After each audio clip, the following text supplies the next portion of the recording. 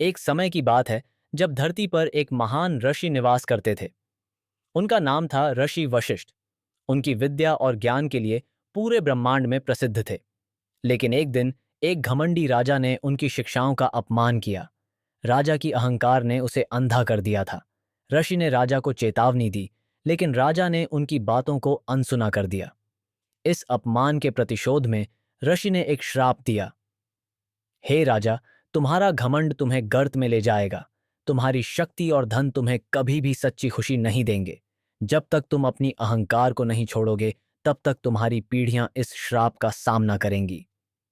इस श्राप का प्रभाव तुरंत दिखा। राजा की साम्राज्य में अराजकता फैल गई।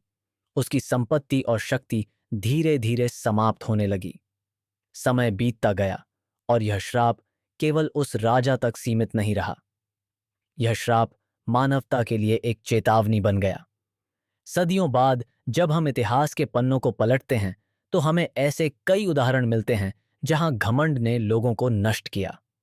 लेकिन ऋषि वशिष्ठ का श्राप केवल नकारात्मकता नहीं लाया, इसके साथ साथ यह एक सीख भी थी।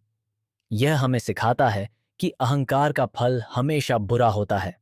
आज के समय में जब हम अपने चारों ओर देखते हैं, तो हमें कई ऐसे लोग मिलते हैं जो अपनी शक्ति और धन के बल पर दूसरों को दबाने की कोशिश करते हैं। लेकिन क्या वे सच्चे सुख और संतोष को पा सकते हैं? नहीं, क्योंकि सच्चा सम्मान और सफलता वही है जो विनम्रता और धर्म के साथ आती है। ऋषि वशिष्ठ की यह सीख आज भी प्रासंगिक है। जब हम अपने जीवन में विनम्रता को अपनाते हैं, तो हम न केवल अपने लिए बल्कि समाज के लिए भी एक सकारात्मक बदलाव लाते हैं।